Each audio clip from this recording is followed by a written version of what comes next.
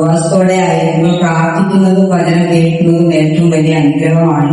നമ്മൾ കഴിഞ്ഞ ദിവസങ്ങളൊക്കെയും പ്രാർത്ഥനയോടെ ആയിരിക്കും പല ദിവസങ്ങൾ കടന്നു വചനങ്ങൾ കേൾക്കുവാൻ ദൈവങ്ങളെ ദൈവസഭയിൽ സഹായിച്ച ദൈവത്തിന് നന്ദി. വചനങ്ങൾ കേൾക്കുന്നത് വചനം പറയുന്നതുണ്ട്. ഇതിനായി ദൈവത്തിന്റെ സന്നിധിയിൽ ഏറ്റവും അനുഗ്രഹിക്കപ്പെട്ട നിമിഷങ്ങളാണ് ഈ പാലക്കാടിന്റെ പട്ടണം വിജയിക്കപ്പെടുവാൻ വേണ്ടി ദേവദാസനിലൂടെ ഞങ്ങൾ നിയോഗപ്രധാന പ്രയർ നടത്തുവാൻ സർവശക്തനായ ദൈവം നിയോഗം കൊടുത്തതിനായി ദൈവത്തിന് നന്ദി പറയുന്നു. നമുക്കൊരു വാക്യം വായിക്കാം. യെശയ്യാപ്രവാചകന്റെ പുസ്തകം 15-ാം അധ്യായം അതിലെ 11-ാമത്തെ വാക്യം വായിക്കാം.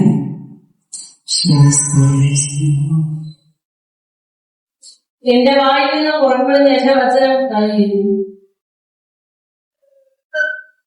അത് വെറുതെ എന്റെ അടുക്കിലേക്ക് മടങ്ങി വരാതെ ഇഷ്ടമുള്ളത് നിവർത്തിക്കുകയും ഞാൻ അയച്ചതായി പ്രാർത്ഥിക്കുകയും ചെയ്യും. കർത്താവിന്റെ വചനം പുറത്തുനിന്ന് കർത്താവിന്റെ വചനം നമ്മൾ വായിക്കുമ്പോൾ കർത്താവിന്റെ സന്നിധിയിൽ നാം വചനങ്ങൾ കേൾക്കുന്നത് മനുഷ്യന്റെ വായിൽ നിന്ന് കേൾക്കുന്നത് ആണെങ്കിലും അത് ദൈവത്തിന്റെ വചനമാണത്. ഒരു മനുഷ്യന്റെ പറയുന്ന വ്യക്തിയുടെ ക്വാളിറ്റി നോക്കിയിട്ടല്ല ദൈവത്തിന്റെ വചനത്തിന്റെ പ്രവൃത്തി. അത് വെറുതെ ദൈവത്തിന്റെ അടുത്തേക്ക് മടങ്ങിപ്പോകാതെ ദൈവത്തിന്റെ പ്രവൃത്തി ദൈവത്തിന് ഇഷ്ടമുള്ളത് അത് പ്രവർത്തിച്ച് ദൈവത്തിന്റെ സന്നിധിയിലേക്ക് മടങ്ങിപ്പോകും. കേൾക്കുന്ന വ്യക്തിയുടെ ജീവിതത്തിൽ നാം ഓരോ ദൈവദാസന്മാരുടെയും ഓരോ വചനങ്ങൾ കേൾക്കുമ്പോൾ അത് നമ്മുടെ ജീവിതത്തിൽ ദൈവം എന്നോടാണ് സംസാരിക്കുന്നത് എന്നുള്ള വാഗ്ദത്വം മുറുകെ പിടിച്ചുകൊണ്ട് ദൈവവചനത്തിലൂടെ കേൾക്കുന്ന വാഗ്ദത്വങ്ങളെ സുഹൃത്തിന് ദൈവത്തിന്റെ സന്നിധി നാം നമ്മെ തന്നെ ദൈവത്തിന്റെ ഏൽപ്പിച്ചു കൊടുത്തുകൊണ്ട് സർവശക്തനായ ദൈവത്തിന്റെ വചനത്തിന് മുമ്പാകെ നമ്മെ ഏൽപ്പിച്ചു കൊടുക്കുമ്പോൾ സർവശക്തനായ ദൈവം നമ്മോട് അറിയിച്ച വാഗ്ദത്വങ്ങൾ അത് വലിയ പ്രവൃത്തിയായി വെളിപ്പെടുവാൻ ഇടയായിരിക്കുന്നത്. ഈ ദിവസങ്ങളിൽ കർത്താവിവാസത്തോട് പ്രാർത്ഥന നാം ആയിരിക്കുമ്പോൾ ദൈവത്തിന്റെ വചനം പറയുന്ന ദൈവത്തിന്റെ വായിൽ നിന്ന് പുറപ്പെടുന്ന വചനം അത് വെറുതെ ദൈവത്തിന്റെ അടുക്കിലേക്ക് മടങ്ങിപ്പോകരുത്. ദൈവത്തിന്റെ വചനങ്ങൾ ഓരോന്നും ദൈവം വേദപുസ്തകത്തിൽ എഴുതി വെച്ചിരിക്കുന്ന ഓരോ വചനങ്ങൾ അത് നമ്മോട് അറിയിച്ചിട്ടുള്ള ഓരോ വാഗ്ദത്തങ്ങളാണ്. അത് നാം ഏറ്റെടുത്ത് പ്രാർത്ഥിച്ച് ദൈവസന്നിധിയിൽ നമ്മെ തന്നെ ഏൽപ്പിച്ചു കൊടുക്കുമ്പോൾ വലിയവനായ ദൈവത്തിന്റെ വലിയ പ്രവൃത്തി കാണുവാനൊക്കെ സർവശക്തനായ ദൈവം നമ്മെ ഓരോരുത്തരെയും സഹായിക്കും എന്നുള്ള ഉറപ്പോടുകൂടെ ദൈവസന്നിധിയിലായിരിക്കുവാനൊക്കെ വേണം. വലിയവനായ ദൈവം നമ്മെ സഹായിക്കട്ടെ എന്ന് പറഞ്ഞുകൊണ്ട് ഹല്ലേലൂയ.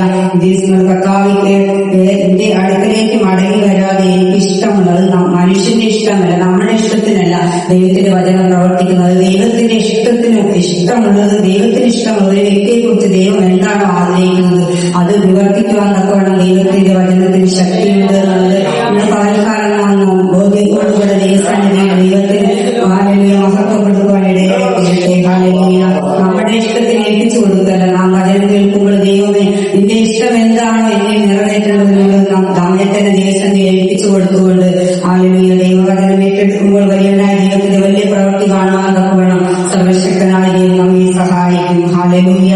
സ്തോത്രം കർത്താവേ. പകൽക്കാലം കർത്താവേ അത് ഹല്ലേലൂയ നിവർത്തിക്കാതെ ദൈവസന്നിധിയിലേക്ക് മടങ്ങി പോവുകയില്ലെന്ന് കർത്താവിന്റെ വചനത്തിൽ നാം വായിക്കുന്നു. ഹല്ലേലൂയ.